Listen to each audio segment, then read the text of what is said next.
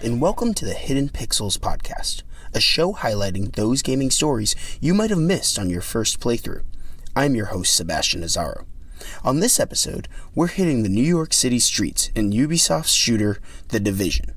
In the game, a super disease was released on dollar bills in New York City during the Black Friday shopping rush. Within a week, gangs had taken over Midtown Manhattan, where looting and chaos reigns. You play as a top-secret sleeper agent of the Joint Task Force, sent out to try to restore order and find the source of the disease. Along the way, you disrupt several gang hideouts scattered across the city. One of these gangs is the Cleaners, former sanitation workers who believe that the only way to stop the disease from spreading is to incinerate anyone carrying it.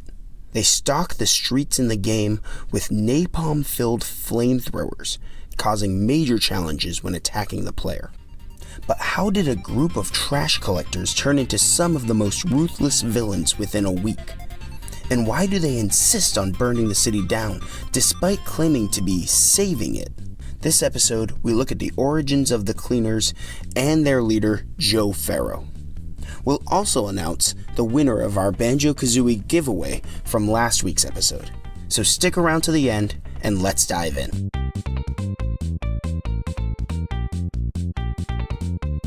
And next up, we have longtime caller Joe Farrow. What's the word, Joe? You staying on your feet? Hey guys, yeah, I'm feeling good. Well, as good as I can right now. But to tell you, people need to stay home. It's just human decency, you know?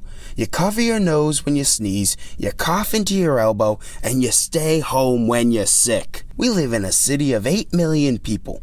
Do you know how quick a disease can spread in the subway? Or in cabs, or in an office building? You guys know where I work, collecting trash and cleaning the streets of New York City.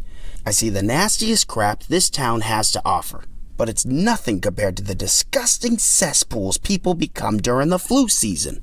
Joe swore he could hear a slight chuckle in the radio host's response. You're right, Joe, it's been a bad flu season already. It seems to be getting worse by the day, but you can't expect the city to shut down, right? I mean, people have jobs to get to and lives to live. Well, that's what sick leave is for. Did you know a person coming into work sick actually lowers productivity for the whole office? They think that they're making a sacrifice for the greater good, dragging their sick self in, but actually it's making the whole thing worse. All I'm saying, guys, is that people need to stay home and stop putting the rest of us at risk. Thanks, and I'll talk to you soon. He hung up in frustration and trudged over to the last stop on his shift. Feeling the bitter cold on his cheeks, he started hauling bag after bag into the rumbling garbage truck behind him. As annoying as the call was, he appreciated that his coworkers didn't give him a hard time about calling into the show during his shift. He had been a regular caller on the program for a few years now, and he really felt like this message was important, especially with Karen back home resting in bed. He tossed a bag absent-mindedly, and it fell short of the truck, bursting open on the sidewalk. The reek was absolutely disgusting, causing Joe to gag and dry heave on the sidewalk. He had seen some pretty nasty things during his time with the sanitation department, but this was up there. He grabbed a shovel to clean up the rancid mess, and all he could think of was how filthy people were. This just proved his point. People couldn't get out of their own way when it came to cleaning up after themselves. He finished his shift without any more incidents and headed home.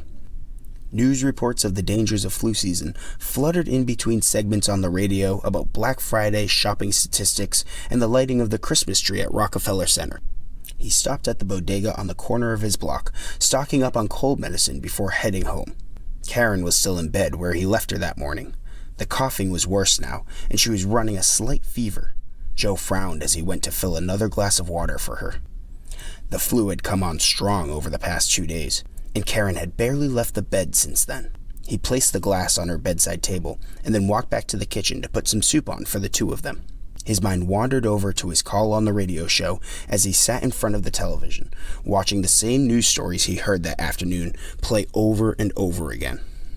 Karen continued to cough loudly from the bedroom, and he turned the volume up slightly to hear the latest segment. Hours passed, and Joe eventually fell asleep right there on the couch, the glow from the TV still illuminating the room. It was in the late hours of the night when Karen slipped into unconsciousness, eventually succumbing to the sickness in bed. A light snow began falling outside, as inside, Karen became one of the first victims of the dollar flu.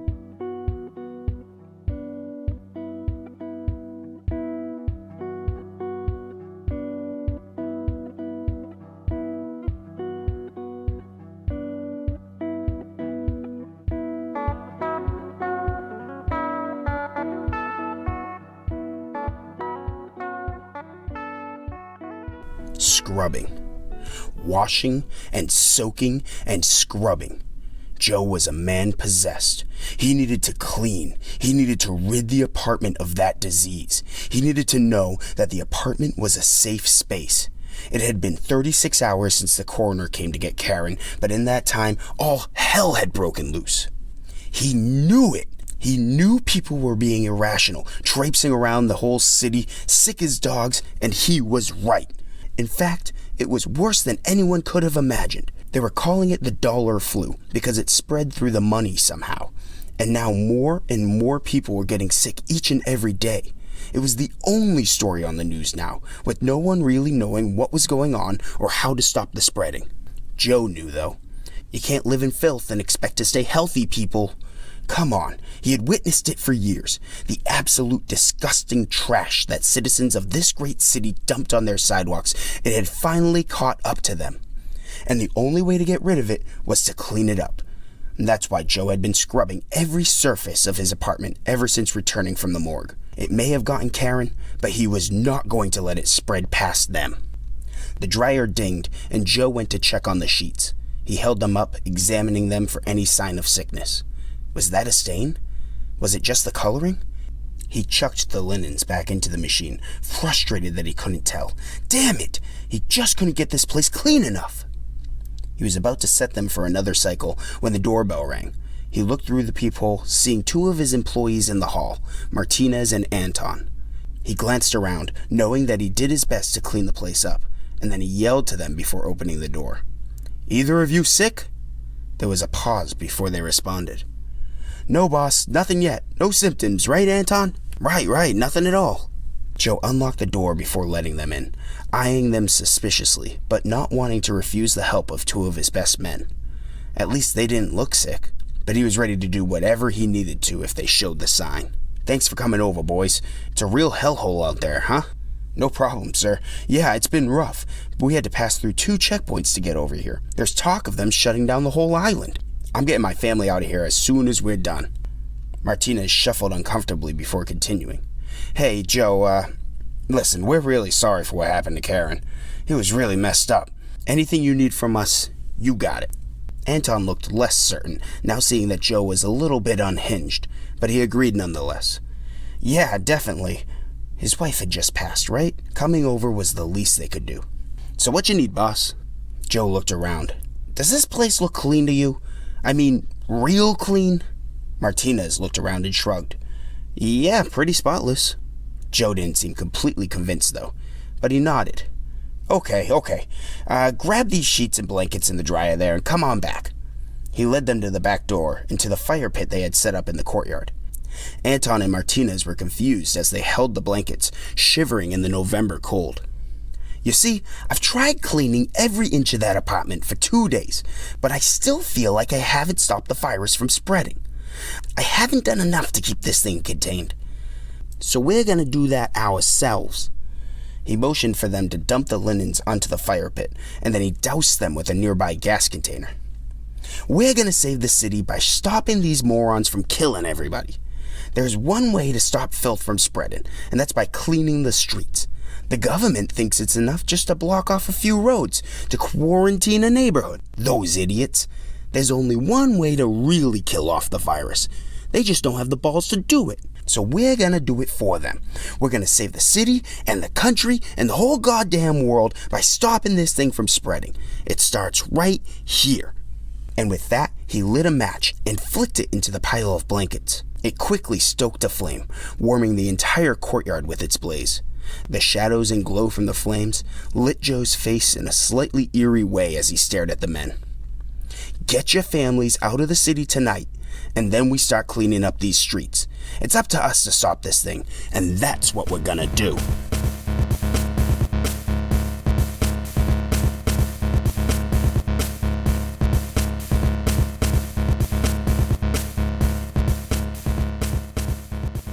Sounds like we have an old-timer on the line. Joseph Farrow. Hey, Joe, what's your take on this dollar flu? I think it really shows how vulnerable this country is. I mean, how stupid do you have to be to not go to the hospital when you're as sick as a dog? We've got people going to work, to the supermarket, even to the goddamn movies, infecting thousands of other people out of pure ignorance. I'm telling you, this is gonna blow up big time, just because most people are too damn stupid to realize what's going on. There is no one with the balls, not the government, not nobody, and the brains to do what's gotta be done to keep this from spreading. I'm gonna cut you off there, Joe. Thanks as always for your thoughts.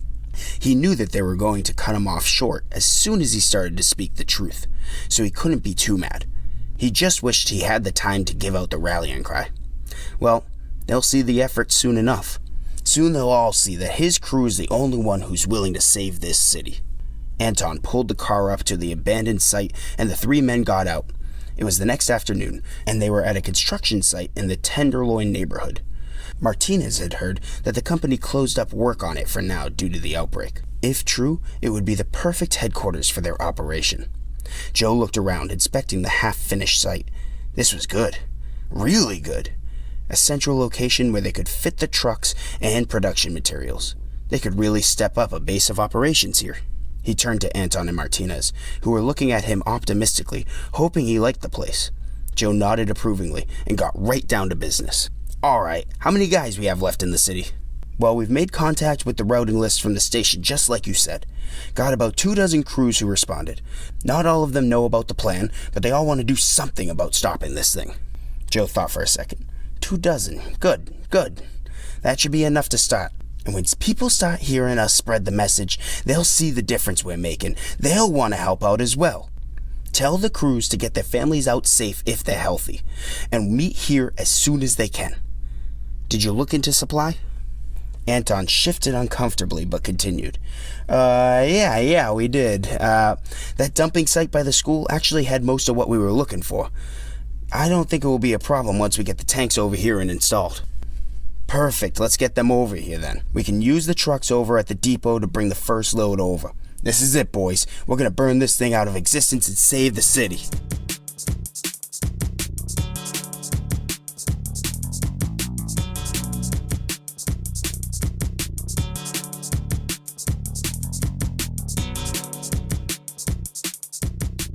Put it over there, boys. A little further back like the other ones. Joe waved his arms in the direction towards the back wall as trucks carrying yet another large tank pulled into the site. As reports of further outbreaks escalated over the past 2 days, so didn't Joe's operation. Over 50 men were buzzing around the construction site, all setting up tankers and furnishing an armory. All setting in motion Joe's vision on how to take the city back from the diseased. They were going to burn the sickness out. The realization had hit Joe back when he was trying to clean the apartment, but he knew that it was the only way long before that. As a sanitation worker, he knew the level of filth that surrounded people, that people were okay living in. He knew that the only true method of cleaning this away was burning it to the ground, and that was what his crew was going to do. A flame flickered in his eyes as the men started the chemical process within the tanks. This was the key to it all: napalm. A beautifully efficient tool in ensuring that whatever it hit stopped in its tracks. They were going to use this to stop those maniacs who were spreading the disease through the streets, to rid the city of the filth that led to this dollar flu. They were the cleaners who were going to end this disaster. Once that last tank was installed and running through its production cycle, Joe called the entire team over. Time for them to get to work. All right, guys, new set of assignments for you today. Martinez, take some guys over to Hudson Yards and bring back one of the tankers. Kaczynski found a shantytown that might require some crowd control. Make sure they don't run. Logan, there's a residential building uptown for you in Hell's Kitchen. It's pretty big, so make sure you cover the exits and no one gets out. There's a truck ready for you as well, but don't go crazy. I don't want to hear that you burned down the whole block or nothing, okay? The rest of you, stick to your patrol routes. You never know what might be creeping back, even if you cleared it out yesterday. Now, let's go to work. Joe grabbed one of the gas masks and hopped up to the back of one of the trucks. It was good to be taking action after all that planning. He was ready to hit the streets and prevent this thing from spreading any further, so that no one had to go through what he did, so that he could stop anyone else from ending up like Karen.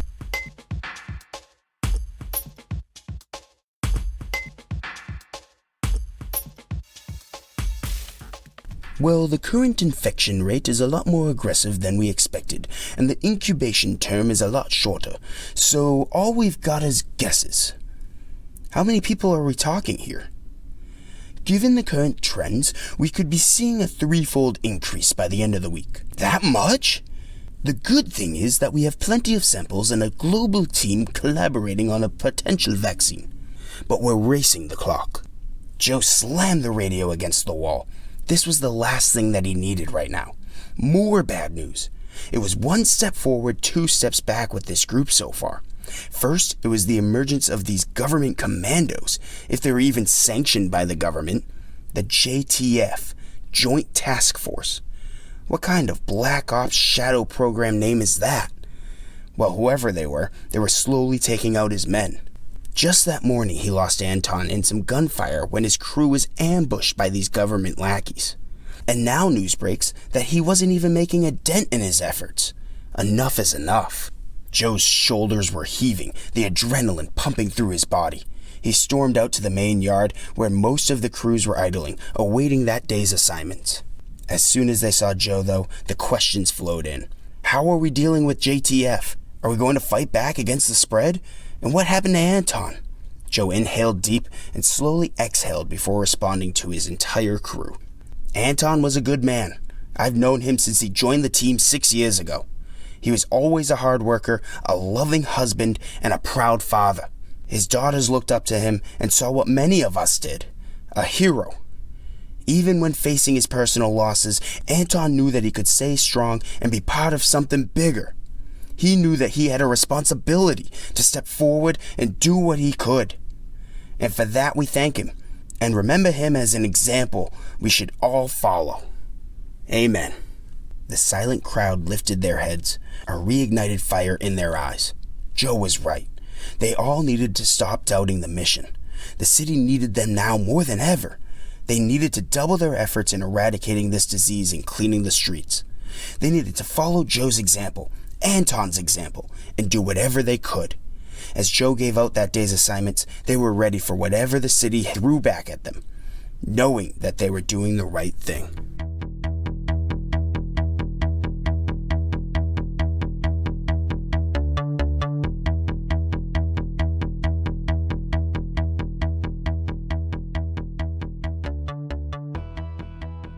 Joe woke up to somebody knocking on the office door. "Hey boss, it's Martinez." Joe slipped out of bed and let the man in. Martinez started right in on his report. "Just like you said, boss, JTF is coming. A few guys maybe, but you know how they are. Fucking secret agents or something. We better all get prepping." Joe started to make a pot of coffee while mulling this over. "Coming now, huh? Okay. Guess it's about time we dealt with this. Bring half of our manpower back here and maintain defensive positions. Once we get that, we'll hand out the new assignments. Keep the underground crew in position, though. We can't afford to lose ground on that front, no matter how many of the feds come our way." Martinez ran off to get the crews back to HQ, and Joe started to get dressed. They had been achieving one success after another ever since they lost Anton, so it made sense that JTF was coming their way. If it were up to him, his crews would have made a little more headway before dealing with them, but he didn't have that luxury anymore. He grabbed his rifle from the wall and headed to the gate. Well, no time like the present then. By the time he got to the gate, most of the men he called back were there.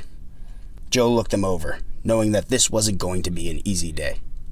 "I'm telling you, what I'm seeing here are some of the bravest men and women I have ever seen in my life.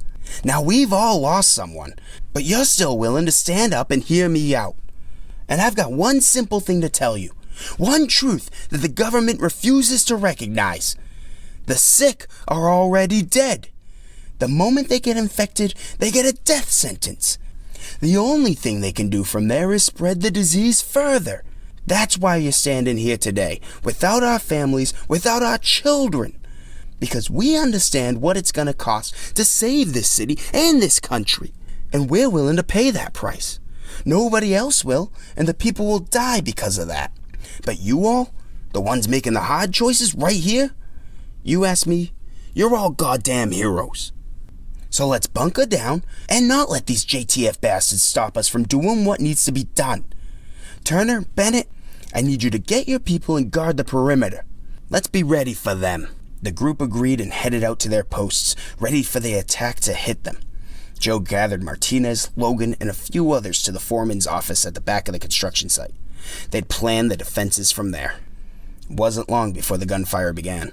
Joe couldn't tell whether it was his crew holding the attackers back or if they were getting wiped out. That confusion disappeared, though, at the sound of the first napalm tank exploding. JTF wasn't just here to take them. They were attempting to fully disrupt the operations. They were trying to end the cleaners for good. Martinez, take Logan and these guys and go protect the inner tanks. His lieutenant ran off with 10 men in his back. No way 3 measly agents could finish them all off. He needed to overwhelm their attack. Another explosion, this time much deeper inside the compound. Doubt started to creep into Joe's mind, not whether his ideals were correct, but as to whether any of them would get out of this alive. No, fuck these guys. He's going to take these assholes out himself if he had to. A third and much larger explosion occurred right near Joe's location. He ran out of the foreman's office and back to the partially completed building, demanding any men he saw on his way to join him. They were going to hold them off there. Once Joe got to the building, he picked up the intercom and punched the button to broadcast to the entire site. Listen up, whoever you are. I'm guessing you're feds, but really, it don't matter. You're doing the wrong thing, and you're gonna die because of it. The men you're facing, they're here to do what no one else had the stones to do. They could have left. They could have gone home to their families, but they stayed to burn this thing out, to make sure it got stopped here. They sacrificed themselves, and then you come along and try to fuck it all up, because you're not hard enough to do what's gotta be done. It ain't gonna work. My boys are better than that, and we're gonna see this through, over your dead body. He slammed down the intercom and cocked his rifle. The 10 men around him looked determined, the fire remaining in all of their eyes. They were going to end the JTF here. They were going to do what no one else could. They were going to save this city.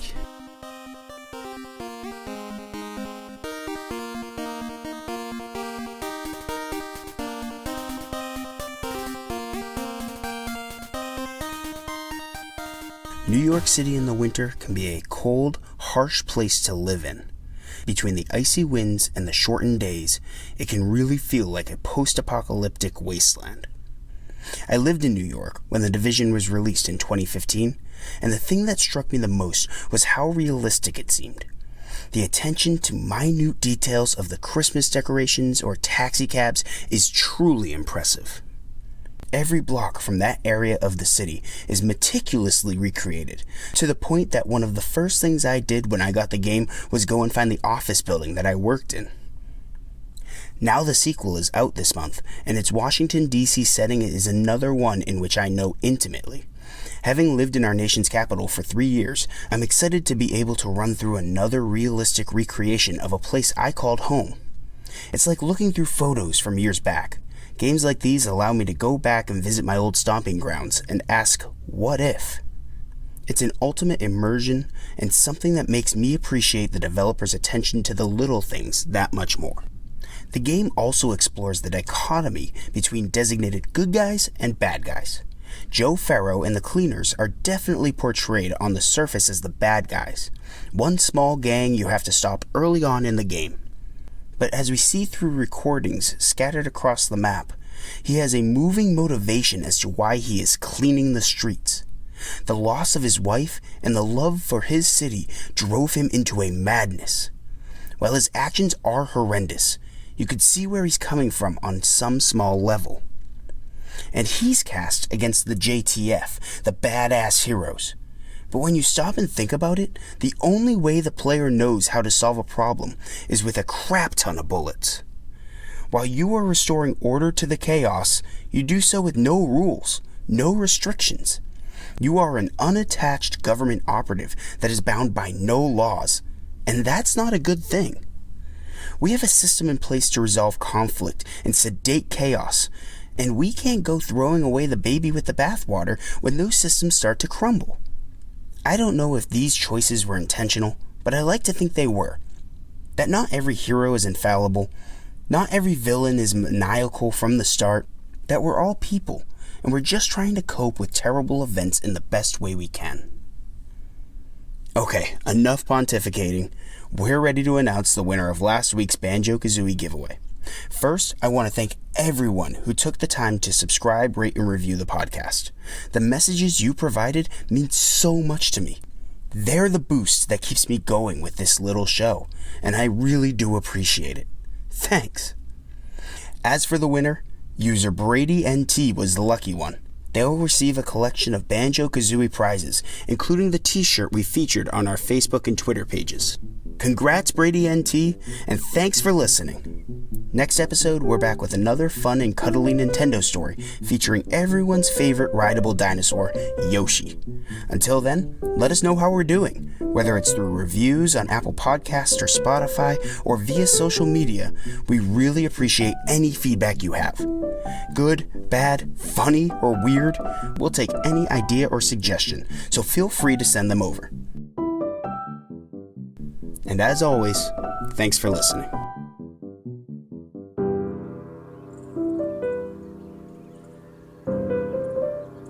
Today's show was written, recorded, and produced by me, Sebastian Nazaro. All sources used today can be found in the episode details on our website, hiddenpixelspodcast.com. Episodes are available now on Apple Podcasts, Google Play, and Spotify. If you like what you heard, or even if you didn't, please subscribe, rate, and review. And follow us on Facebook at Hidden Pixels Podcast and on Twitter at Hidden Pixels Pod. And of course, thanks for listening.